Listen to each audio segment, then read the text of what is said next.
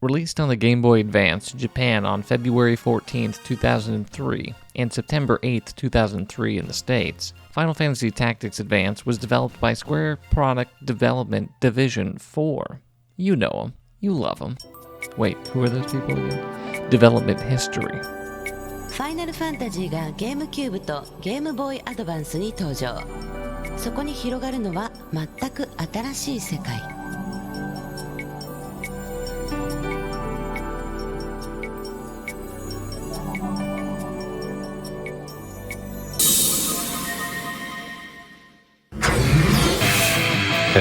株式会社、スクエアの、ゲームデザイナー、松野康美です。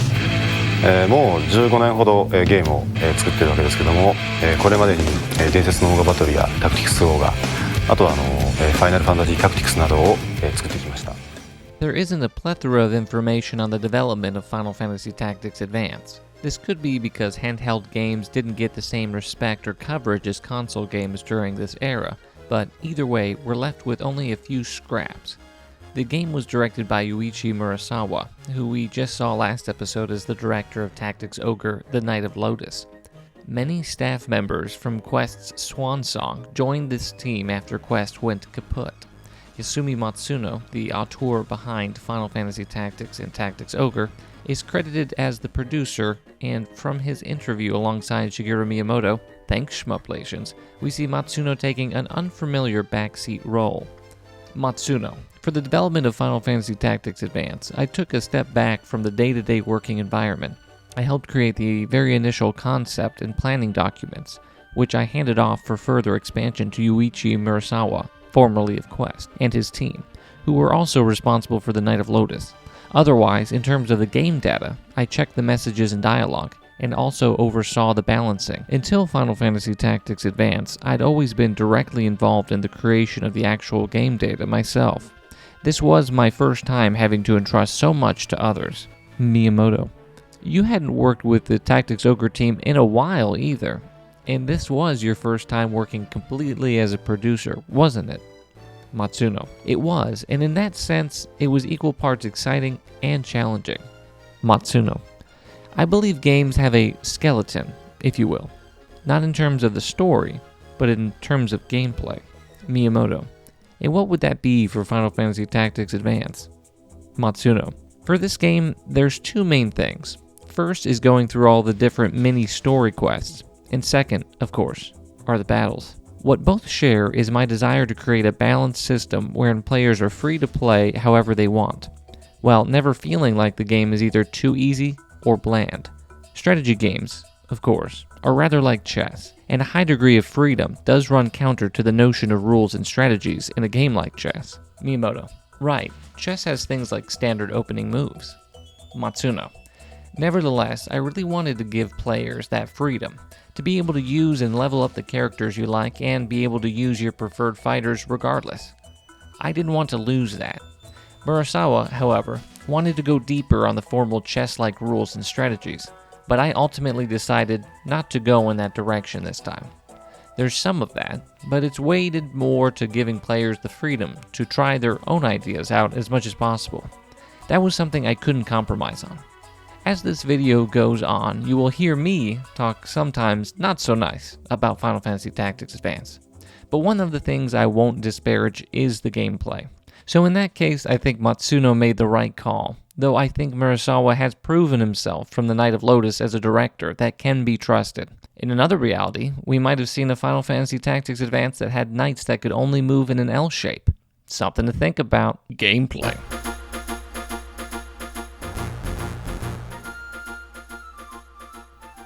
After finishing the game, I can safely say that Final Fantasy Tactics Advance only advanced the original Final Fantasy Tactics in terms of gameplay systems, and even that is up for debate. Final Fantasy Tactics Advance plays very similarly to the original Final Fantasy Tactics. Surprise. You move, you attack, you face your character. Like Tactics Ogre, the Knight of Lotus, accuracy is determined by taking into account the facing of the character you're attacking. There is a robust job system like the original, but one of the ways Advance forges its own identity is by making certain jobs race-specific. I know, call the woke police. George Bush doesn't care about nomus. But no, this is an interesting way to make parties more balanced if you want to explore all the different races' different jobs. You have your main character who is a hume, aka human. Then your main story companion Mont Blanc is Moogle. There is overlap between the races. Almost all races can be a white mage, but only a Moogle can be a gadgeteer. These new jobs also give Final Fantasy Tactics Advance something special. I mean, gadgeteer is a job for psychopaths, because it's based around flipping a coin to either give a status buff to all of your units, or all of your opponents.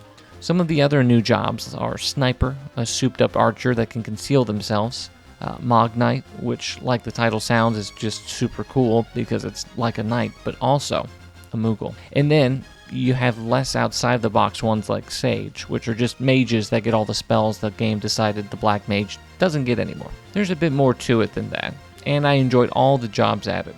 The part I love most is the Final Fantasy IX style system of leveling up your skills based on your equipment. It creates interesting dilemmas for me, the player, as I decide between leveling up a skill by using a weaker weapon or prioritizing newer, stronger items and abandoning these earlier attached skills.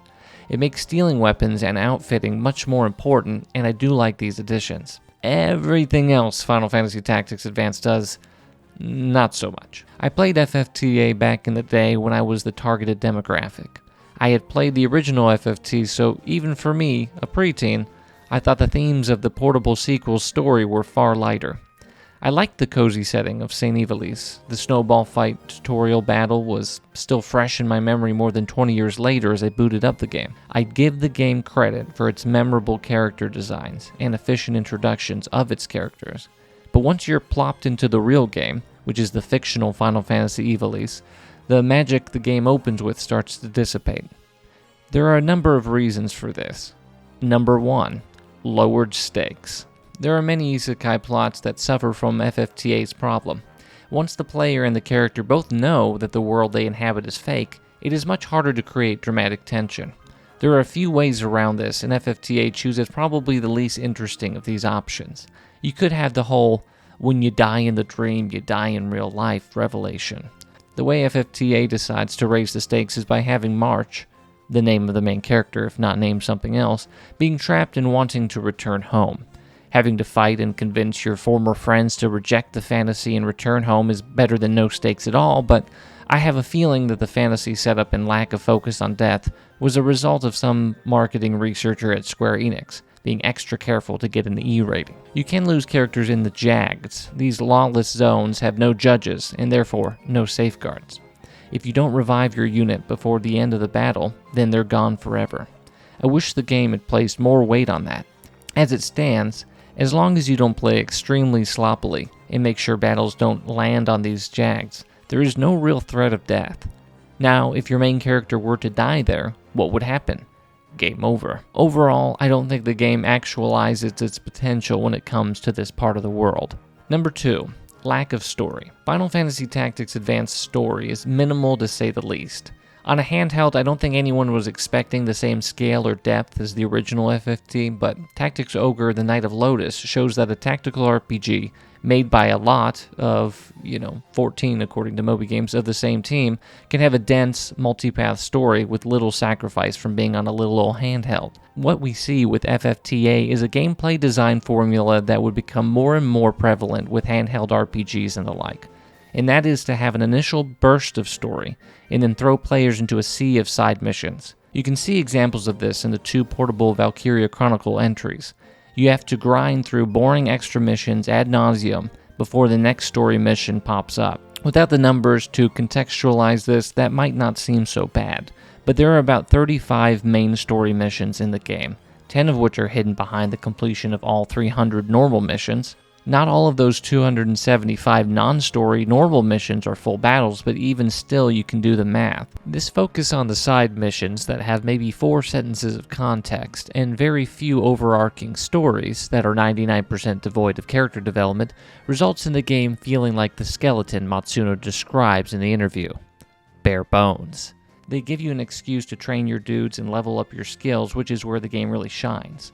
But I wish they had used the time they put towards the side missions to make a few more better story missions instead. What story is in the game is alright. We'll get to that later. But the lack of time developing the characters and the main plot makes the overall story a forgettable experience. And with an opening that I felt was very promising in the story department, this feels like a missed opportunity. Number 3, irritating and poor game design. Before any avid FFTA fans try to dox me, let me say that I love playing this game. The gameplay and systems of the combat are addictive. In some ways, that's even a problem too. Because here's the thing. I like to see the numbers go up just as much, if not more, than the next guy. I love seeing skills becoming mastered, swapping out loadouts on my units, experimenting with different combinations of my team. All of this FFTA does extremely well, but even here the game shoots itself in the foot. The laws of the FFTA are probably its most infamous legacy aside from Mute's dumb haircut. And conceptually, I think that the laws are great. Having limitations put on you and your opponent so that you don't play the game in one rigid way is an answer to FFT's freedom that many considered broken. Oh, I can't use swords, let me swap my units to mages and see if I can still manage. I hated the system as a kid, but now considering the motivation behind it, I think the core idea is sound. But here's the but. The game could have done it so much better. The story premise of this fantasy world, where dueling essentially is condoned by the authorities, is a wonderful idea. Did you know that the GBA has 2 shoulder buttons? Well, Square Enix forgot. Maybe I just have short-term memory problems, but having to go through 3 button presses to check the laws every time I forget what they are for that specific battle gets pretty annoying. The shoulder buttons could have solved this problem easily. That, in addition to a warning prompt when you are about to perform an action that would break a law, would have made this system much more fun to interact with. And the lack of clarity on laws as well. The worst example being holy. No holy magic, but holy imbued weapons are okay. Cool. And then you use a potion. Yellow card. Even when you press select to get more details on the law, the game likes to leave out important information like this. Would you have thought using a potion would break the holy law? Leave your answer in the comments. How about color magic? Red Mage has an ability called Double Cast, where you can cast 2 magic spells in a row. If you cast 2 summon spells while there is a color magic law in effect, do you think that summoning magic would violate this when summoning magic does not normally? You fucking idiot. Of course that violates it. Gold star if you said yes. And memorize your different swords, because there will be laws for knight swords, sabers, swords, broadswords. Do you know what every single unit you're throwing into the fray has equipped? Well, better go back to the view menu and double check. Isn't this fun? Unclear laws and unfriendly UX design notwithstanding, there is one fatal flaw that FFTA has that is unforgivable, and that is its quest item design. You get special quest items for completing missions that you then use as prereqs to start other missions. Certain items can be acquired multiple times because certain missions are repeatable. There is a limit of how many quest items you can hold, and due to the amount of side quests, well over 200, you will run out of room eventually. Now, does the game tell you that you might be throwing away a quest item that you might need and not be able to ever get again? I'll let you guess.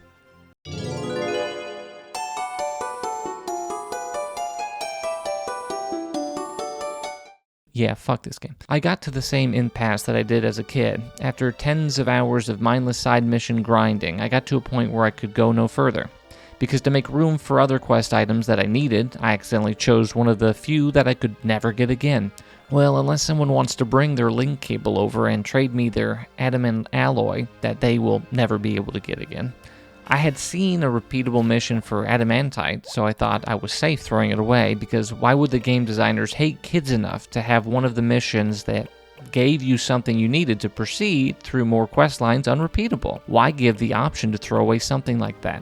Why? I ask. Why? These are the 3 main reasons why I can't put FFTA on the same pedestal as the other tactical greats. The game is close to being a classic, but in so many major ways it squanders its own potential. And the world being arranged by the player makes the world feel arbitrary and weightless. Story. I guess I should talk about the story some. Again, there isn't much to it. You play as the main character, yes, this game has a main character, March, the new kid, who befriends Mute and Ritz at the beginning of the game after the snowball tutorial battle. Mute gets bullied relentlessly by a trio of snot-nosed brats who even go so far as to throw a snowball with a stone in it at Mute's forehead. I got a rock. causing a bloody bruise. Could be important later. Mute talks about a rare book he's going to get and meets up with March and Triscuits. Before this, you see Mute's dad being laid off or talking to a guy he owes money to, showing that Mute's home life isn't great. Mute brings the book back to March's house, and this is where we're introduced to March's disabled younger brother, Donald. Mute starts reading the book, and they recognize Final Fantasy assets before Mute's dumbass reads some magic words that transports Mute, Donald, Wheatthins, and March to a more fictional version of Ivalice. This is where the opening still had me. Right off the bat, March meets a Banga, a reptilian humanoid, and taken aback by this unfamiliar sight, our main character proceeds to call the Banga a lizard, which the Banga reacts to with the fondness of being called a racial slur. Before being permanently cancelled by a group of Bangas, March is rescued by Mont Blanc, a Moogle. Mont Blanc explains all the rules of the world and clans, and off you go. You see Zesta has become the leader of her own clan. This is a world where these characters can now wield magic, head a bureaucracy, and knock animal people unconscious and be rewarded for it. And isn't that the fantasy we all want to live in?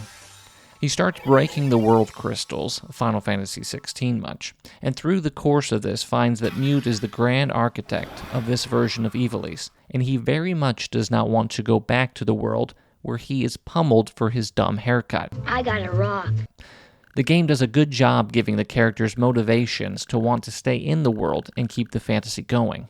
It's a weird commentary for a game that demands so much of your time to see all of its content, but the game does its best story work when showing March questioning whether it's better to live in a fantasy world where his brother is able to walk now, Chicken and a Biscuit doesn't have to dye her white hair pink every day, and Mute is coddled by a mother that died in the real world. He ultimately decides that not facing reality isn't a solution to their problems. But questions the game brings up are pertinent now more than ever in our ever-increasingly isolated existences, as media is blasted at us from all outlets. And for a kid playing this game back in 2003, specifically the type of kid who would be playing a tactical RPG, this message, though ironic, is an important one. I won't get too much into spoilers in this game because there's really not much of a story, so if I even say a little bit, I will be ruining all of it. The funny thing about Final Fantasy Tactics Advance's story is that there is no real reason it couldn't have been better, and I can prove this by directing you to the radio drama version of Final Fantasy Tactics Advance.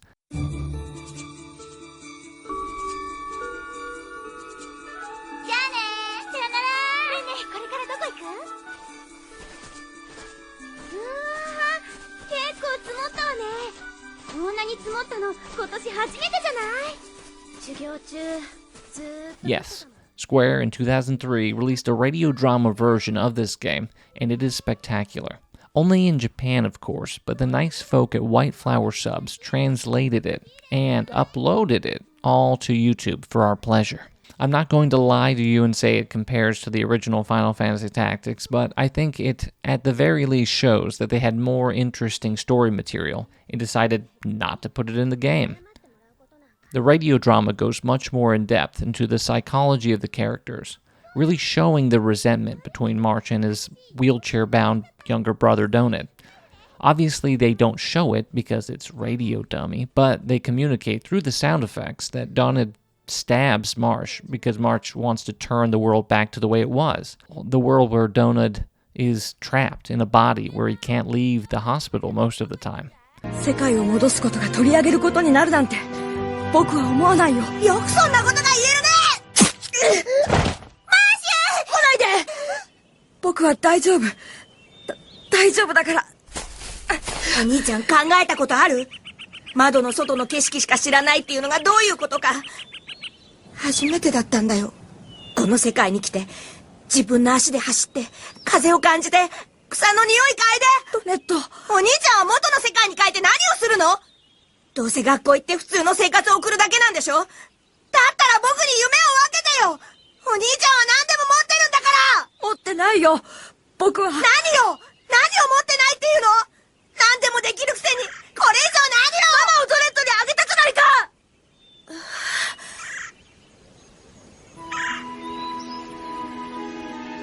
分かってる。お前は体が弱いからママが面倒を見るのは当然だし、僕は年上なんだもの。でも、本当は羨ましかった。ママはいつでも The radio drama also at the end grapples more with what will happen to Mont Blanc and all the dream denizens once March pulls a Link's Awakening on the game version of Ivalice. Mute's tale is probably the most tragic, and the game itself, I think, focuses too much on his tantrums and not enough on his very understandable reasons for wanting to succumb to the dream he created. His mother died, and his dad is a drunk. Mute spends most of his time alone while his father drinks. Kids make fun of him and make fun of his dad, and there's nothing he can do about it. In the North American version, they censored this because it would have garnered a higher rating due to alcohol, I'm pretty sure, and so they just have Mute's dad be down on his luck, job-wise. And it just doesn't hit the same. Graphics. Graphically, the game has a lot more slowdown than Tactics Ogre: The Night of Lotus. The sprites are chunkier and the environments look nice. The enemy designs are top tier, and even though many might begrudge its kiddier aesthetic, I think it suits the GBA well. Music.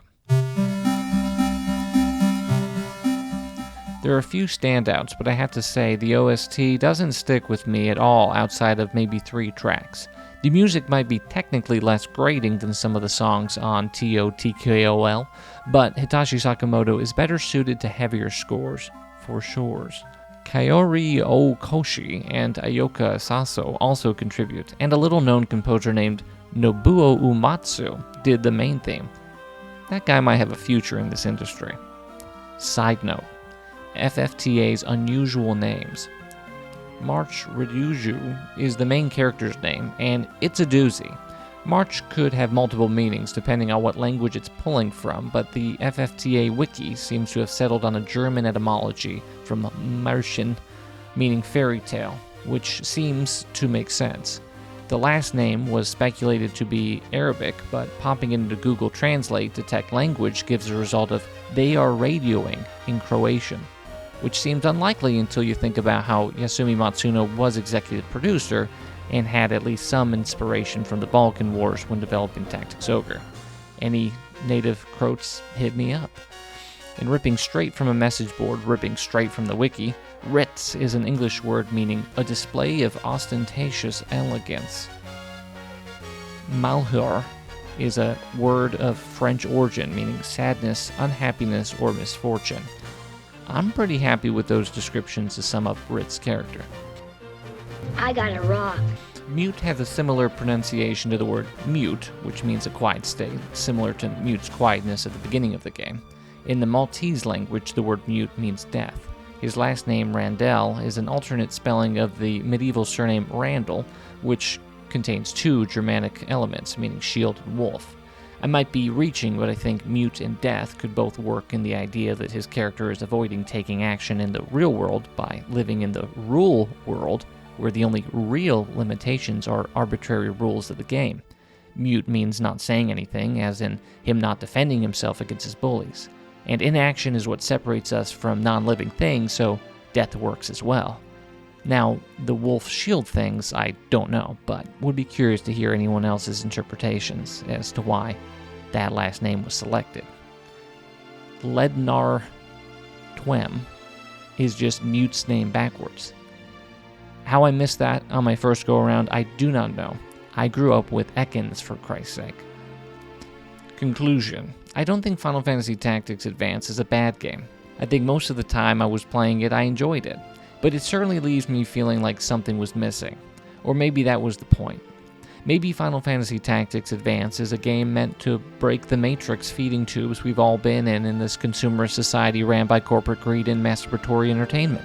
Maybe Final Fantasy Tactics Advance tried to advance the minds of our generation with a meta-narrative statement about the emptiness of wish fulfillment fantasy in virtual form. Man, Matsuno's a genius.